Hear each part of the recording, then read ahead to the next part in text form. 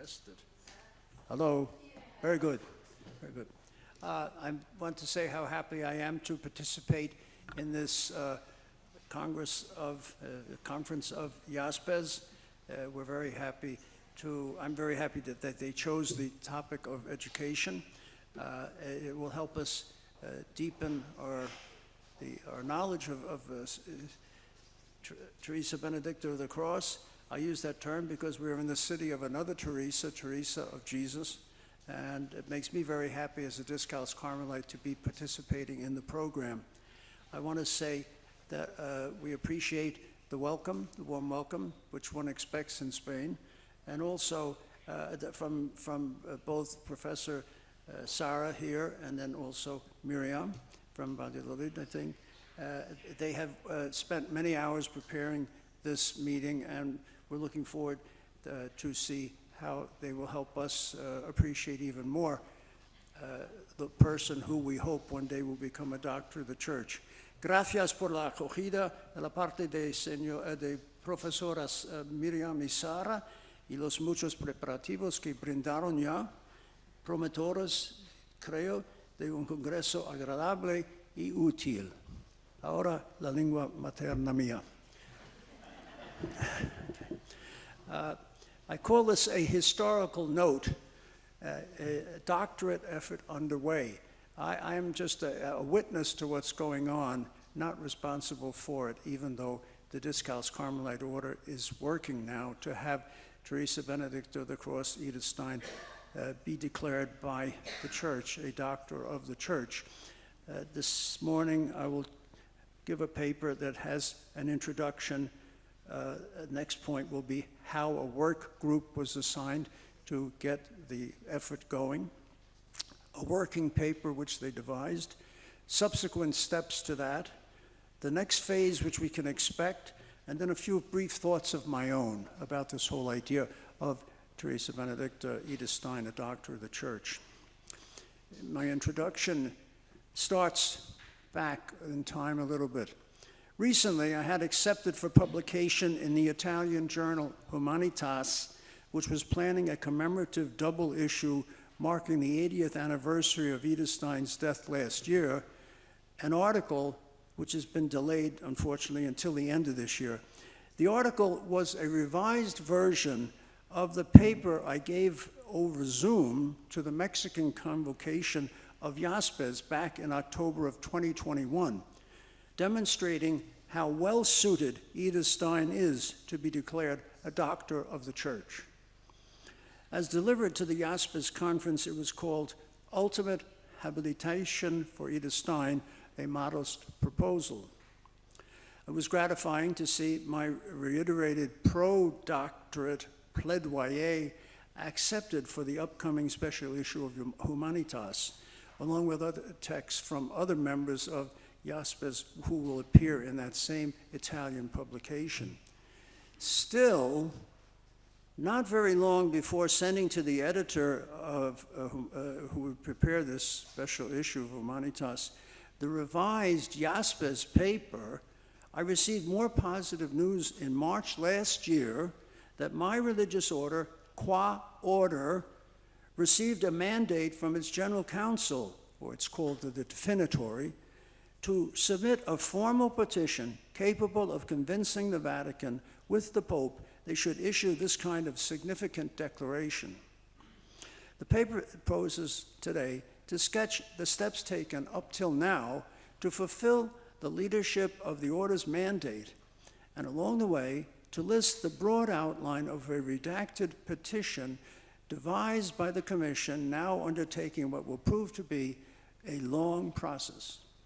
Then I would like to add in a few personal remarks. So, assigning a work group. The Discalced Carmelite Definitory in Rome described its significant decision dated March 19th, 2022, in a letter report of their annual spring session in the following terms, quote, Father Marco Chiesa brought the definitory up to date with current information and accompanying explanations on developments from the general postulation of the order. One particular item discussed concerned the desire expressed in certain distinctive quarters that St. Teresa Benedicta of the Cross, Edith Stein, be proposed as a candidate for declaration as a doctor of the Church. The definitory was in favor of the proposal, and it authorized Father Christoph Betschart to coordinate an international commission to undertake a theological analysis of the saint's writings with a view to the preparation of a positio for a possible doctorate. A letter of invitation sent by the commission soliciting replies to an initial questionnaire included the decision taken in March in these terms. See, that's what they said, and this is where it was described again further. Quote, the definitory of the Order of Discalced Carmelites in its March 2022 session instructed the Postulator General to study the possible introduction of the cause for the conferral of the title of Doctor of the Church on St. Teresa Benedicta of the Cross, Edith Stein. At the same time, the Theresianum Pontifical Theological Faculty was put in charge of the preliminary work at the content and organizational letter, end quote. The president of the faculty of the Theresianum Rome would organize the work group, that is, Christoph Betschart, who is a member of IASPES, assisted by Father Fabio Ruano, acting as commission secretary, would carry out the work, reporting to Father Mario Chiesa, who is the postulator general of the entire order.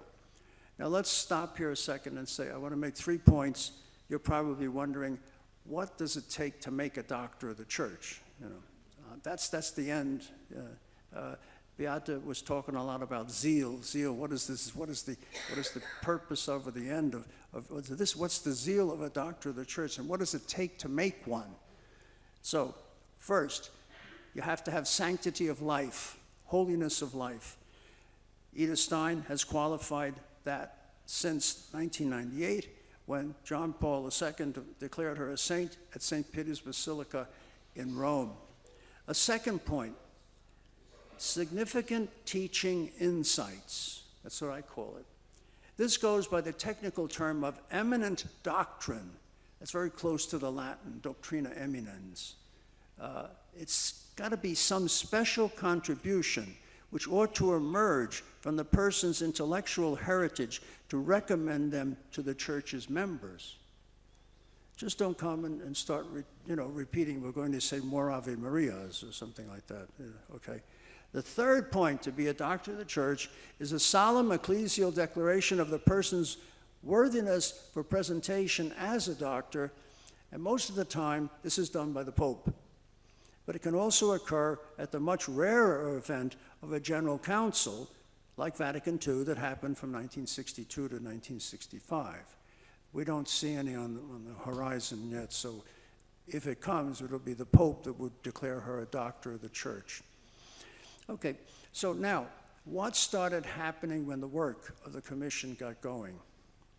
But before I would indicate the parts of the document that they produced, let's see what led up to its distribution among interested Stein scholars and supporters so that we can record a little bit the efforts of the commission.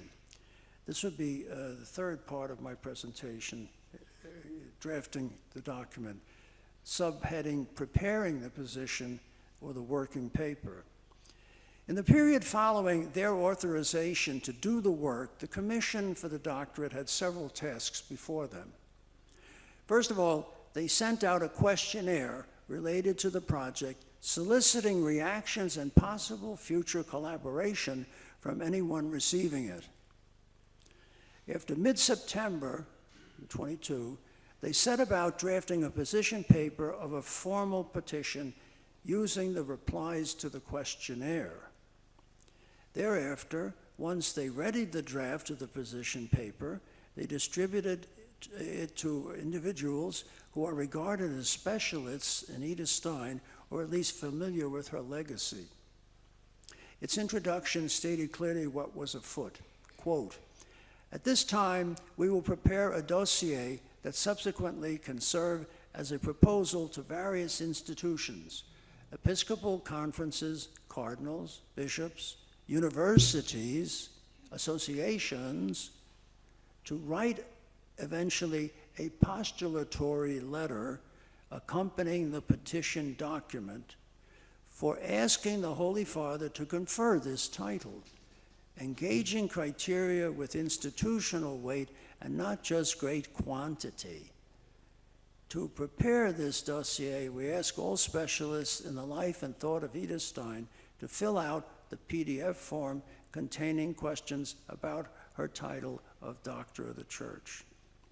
The eventual petition draft document had 7 parts after an introductory premise. So I just want to talk just about the outline of the structure. The document is still is being circulated, and one could say, not to sound too formal, but under embargo. I'm not going to be quoting from it right now. They always talk, in ecclesiastical circles, you never go ahead of the deciding power of the Vatican. You don't tell the Vatican what to do. You're supposed to do what they tell you, I guess. See, so we're going to talk. I'll give you the outlines of it, and we'll have to wait for a future publication. It had 7 parts, but just to use our time better, I'm going to give you the parts of the document as it was finally settled, not just a working outline. First, introduction, with a question mark after it. A new doctor of the church. 2, reception and dissemination. 3, witness, hence teacher. 4, Christian philosophy and the idea of widened or enlarged reason. Under that, there are 3 headings: philosophy, faith, spirituality. 2, the ideal of a complete image of the world. 3, a widened reason. The next point is the anthropological and theological core of Stein's thought. Under that, 3 headings: the truth of the person, uniqueness of the person and community, consequences of anthropology in the field of pedagogy and in the reflection on man and woman. 6th part, truth of the person and spiritual life. That has 2 subheadings: participation in the work of redemption, the cross and glory, and then finally, word, Jewish people, and church. Then the 7th is just some concluding remarks. The particular topics and emphases drafted in this list of themes, derivable from Stein's thought, are not merely generic or even haphazardly formulated. They were chosen to show she has special contributions to offer to the Church's teaching and form in her own legacy eminent doctrine, namely a technically required set of ideas by Vatican standards. Identifying and/or stressing this special and eminent teaching is the fulfillment of an honesty test that assures people the new doctor has a set of insights that enrich the broader teaching of the Church at large. What were the subsequent steps to the formulation now of that petition? The replies to the text of the petition paper were assimilated by the Commission, and they produced a new text, abbreviated a bit, but carrying 88 footnotes in the Italian original. This they then circulated for examination by a group of 20 other individuals, and 16 of those enlisted sent in replies. That's a pretty good percentage. As per the Commission's instructions stated with this new text, on December the 23rd last year, and due for return to the Commission by January 15th of this year, the first month of this year, they were supposed to read the text and give an overall evaluation of it, also adding in any corrections and additions that the reader would consider very necessary to improve it. End of quote. The Commission then finalized their text for the next major hurdle, examination by their commissioning body, the General Definitory, due to meet at its quarterly plenary session at mid-March this year, 1 year after it had initiated the process, which is now fully underway. We're in the 18th month pretty much right now since they made the decision.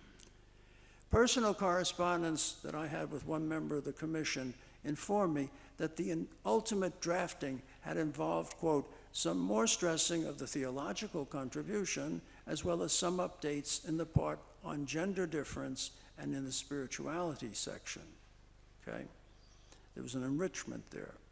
After Easter and early in May, another member of the commission informed me that, quote, the definitory in March approved the entire synthesis text. Now the center of the order, which is the ultimate organizer of this effort, is preparing a cover letter and the postulator a brief technical text to inform and involve persons and institutions in the church, in academia, in associations, et cetera, that is, all those who would send in the postulatory letters possibly before the end of the year so as to present the order's request to the Holy See, including these letters of associated support with the petition. Now, just let me explain something here. The Latin term postulatory means simply a localized text that such institutions draw up to associate themselves with and support the effort by the Carmelites to have the Vatican grant the distinction of doctor to Edith Stein. Copies sent to the commission are then destined to go into the eventual volume of documentation to be submitted to the dicastery in charge. So, subsequently, a mailing went out from the commission containing a cover letter signed by Father General Miguel Marquez Calle. He used to be provincial here in Spain, and he was elected general of the entire order 2 years ago. That was dated April the 23rd and was 2 pages long. And it also was accompanied by a 1-page explanatory message from the Postulator General, Father Marco Chiesa, dated May 1st, 2023, introducing the main document, with an indication that it was a translation from the Italian by Antonio Calcagno. Bravo, former president of IASPES. Not with us, I guess, but he's teaching in Canada, I suppose. Time precludes any attempt at a rundown of its contents. At this point in my presentation, it is more worthwhile acquainting you with the remaining key steps toward proclamation of Edith Stein as a doctor of the Church. So a few words now about the next phase. The first one I call following the dicastery's iter, or protocol. This is the moment to indicate that the Commission carries out all its editorial work by carefully following a style sheet of steps laid down, as for other doctors of the Church, by the Vatican's dicastery for the causes of saints. The same dicastery, they used to call them congregations, you might be more familiar with that, but dicastery, it's a horrible word in English, I'm sorry.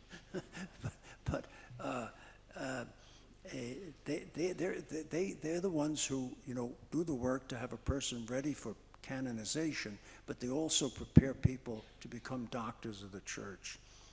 And in its August 7th last year cover letter with the questionnaire that it sent out, the Carmelite Commission gave a very handy set of steps which would be coming next. They stated that this is the first stage of a process that involves several further steps. 1, delivery of the postulatory letters to the Pope. 2, following its acceptance, examination of the complete works of Stein by the dicastery for the doctrine of the faith. 3rd, after the positive outcome of the examination, there is an elaboration of the positio with the dicastery for the causes of saints. 4, examination and judgment of the various collegial bodies of the dicastery for the causes of saints. 5, If the examination is positive, the final judgment of the Pope. He gets the last word. Okay. Now, translators, skip the next sentence. Second part of this thing about the next steps is, what would be the expected duration be? The whole process might take years. In all likelihood, no particular haste will mark the remaining procedures, and further elaboration will have to take place, required of the present commission, assisted probably by a wider drafting team, to produce the volume for presentation to the dicastery in Rome. So this leaves us with some concluding thoughts I'd like to do with just my own personal. On the eve of her canonization in the autumn of 1998, the organizers of a symposium at the Theresianum, which is the focal point of the current steps to prepare the request for her church doctorate, the organizers invited me to devise a paper topic and join the other 17 speakers in addressing the overall conference title, Edith Stein, Witness for Today, Prophet for Tomorrow. I chose to treat, and this is the quote, the text title I had, Edith Stein Challenges Catholics. That was my topic. The approach was not to praise Stein, rather to claim she is someone who can stir growth and renewal in members of the Catholic Church. No doubting then that proclaiming her a doctor will be a new gesture of invitation to her co-religionists, and hopefully other interested individuals, to take up the call they see in her to deepen their understanding of the value and beauty of the good life. Rather than seeing proclamation of Edith Stein as a new woman doctor, as some kind of an award or a pious reward, Catholics ought to regard it as a door opening on more effective contributions to the areas that she cherished, and to accept her conviction that they are all instruments of God's providence for a world in need of healing and renewal. This conference of IASPES gives me a new opportunity to point out that the Vatican can be a useful sounding board for the status of Edith Stein as a philosophical mind still worthy of attention. Back in Cologne 4 years ago, in 2019, at its 5th conference, I was able to set out for IASPES the interest regarding the philosophical output of Edith shown during the process designed to proclaim her blessed or to make her beatified. Accompanying an analysis of her spiritual writings was a good exposition of her philosophical writing set out by the Italian philosopher and specialist in atheism, Cornelio Fabro. There's no reason to believe that declaring her a doctor of the church will somehow put into the shadows her contributions to philosophy. Quite the opposite. It is safe to think more commentaries and research about her as a modern philosopher will follow upon a conferral of this new ecclesiastical distinction. You get my point? There'd be people who would be purists. They would sort of say, they're making her too holy, or they're making her too Catholic, or something like that. That won't follow, no. It'll stir up more interest in her, and I think you're going to find other people then showing greater interest in what she said. Finally, third little thought. In her life and in her writings, Edith Stein exemplified implicit trust in the proposition that respect for the truth, joined to unflagging searching for it, is the vocation of us all, whether we seem qualified enough to carry out that effort in this world. As one interpreter put it, Edith was a striver, Streberin. She did not spare herself at this. No, she didn't. To present her to the public as a doctor of the church can only help put many more people on alert to the value of what she did and it will help them seek truth likewise in their own lives as they grow more familiar with her beautiful reasoning and inspiration. They might then grasp better the promise of Christ to his disciples that you will know the truth, and the truth will make you free. Thank you very much.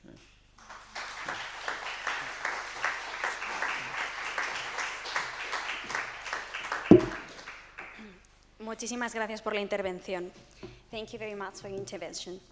A continuación, tenemos al padre, profesor y doctor Christophe Berchat, presidente de la Comisión para la Postulación del Doctorado de la Iglesia de Santa Teresa Benedicta de la Cruz y rector de la Pontificia Facultad Teológica Teresianum, Roma, Italia.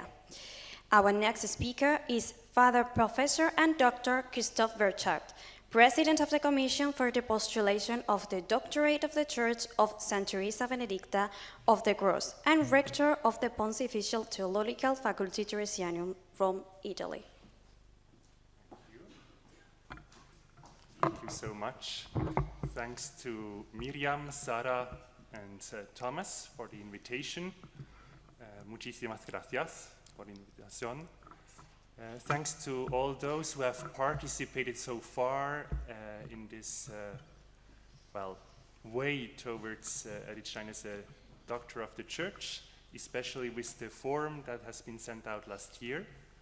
And then I would like to thank as well two participants in the commission who are not here, Marco Paulinelli and Fabio Ruano, two Italian Carmelites. I hope that some of you know at least Marco Paulinelli, because he's a very discreet scholar, but he's one of those who has access to Edith Stein's philosophical, theological, and spiritual writings. So,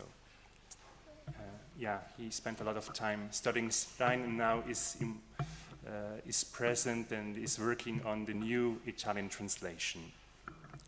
I go now to the text for the translators that has been prepared with the help of Deeple Wright in the end, because the text I prepared was not as good as, I have been asked by the organizers to contribute from the perspective of the Commission for the nomination of Edith Stein as Doctor of the Church.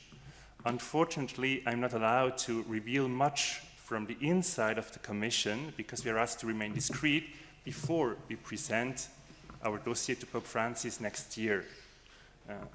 A parenthesis, I would have liked to share some of the content. Some of the letters are really beautiful, so deep, and I would have liked to share as well who has already written, but it's not possible at this stage.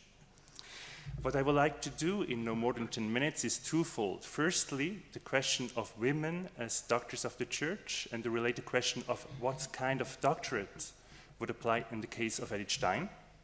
And then secondly, a brief look at the current situation combined with an appeal not only to IASPES, but also to any other institution or person who could write a lettera postulatoria, an official petition addressed to the Pope by the end of the year.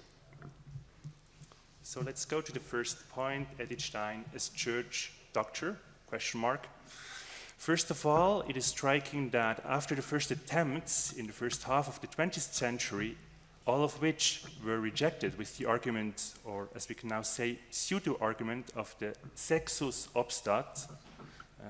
It was a kind of allusion to the nihil obstat, so actually something impedes a woman to become doctor of the Church, and that is the simple fact to be a woman. It is only since 1970 that there have been women as doctors of the Church: Teresa of Avila, Catherine of Siena, Teresa of Lisieux, and finally Hildegard of Bingen. Two of them are Carmelite nuns, so it is not surprising that our Pontifical Faculty of Theology, Teresianum, in Rome, has played an important role in the preparation of these doctorates. This contribution of our faculty to the role of women in the Church, especially as doctors of the Church, is continued today with Edith Stein. The task is difficult, partly because there are many other holy men and women who are already candidates to become doctors of the Church. Nevertheless, I am confident that Stein is not just another candidate, but that she has something of her own, something different to contribute.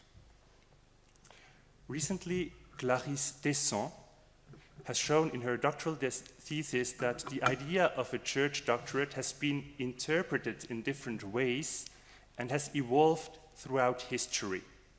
While in the beginning it was mainly a few outstanding church fathers and medieval theologians who were declared doctors of the church for their theological work, a shift can be observed in the 20th century. Not only, so to say, pure theologians, but also spiritual writers can become doctors. In this respect, John of the Cross, the Doctor Mysticus, in 1926, played a pioneering role. He is, in a way, a forerunner of the first women doctors of the church. In fact, in a different way, the doctorates of all four women are characterized by a spiritual experience, which then becomes a doctrinal teaching in their writings. We can now ask how Edith Stein fits into this typology. Should she be addressed primarily as a theologian or as a mystic? The alternative is not really a happy one. Although Stein has valuable theological and spiritual intuitions, it is difficult to identify her with these categories. It seems better to take her own philosophical research seriously. This is precisely the path taken in the presentation document with the written argumentation for Stein as a church doctor. Starting from the fact of the increasing diffusion of her works, as well as the intrinsic connection between life and doctrine, we are focused on her conception of Christian philosophy. And in a certain way, this is the core of the argumentation. Christian philosophy is a search for truth open to faith. From this specific conception of Christian philosophy, we then focused on the question of the human person in the light of the Trinity and the Incarnation and her spiritual life. So this is actually in sympathy what Father John just told us before. And well, the point for me that is more personal, it's not in a text, a more personal statement.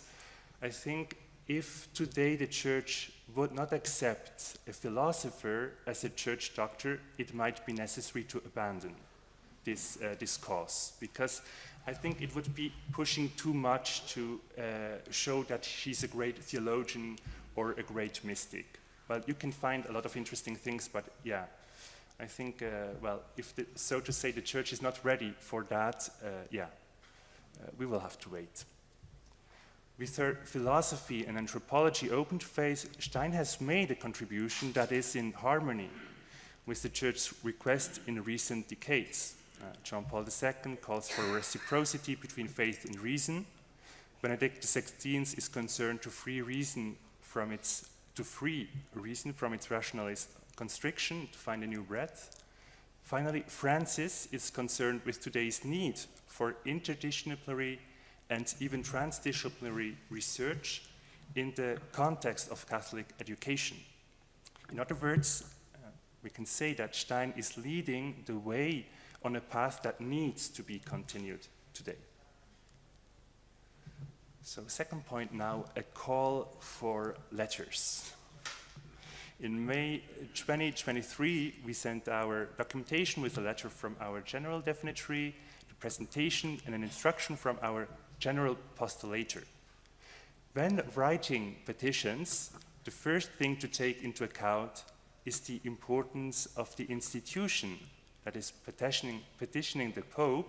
For example, well, an entire conference of bishops has more weight than a single bishop, or a huge university has more weight than a small faculty.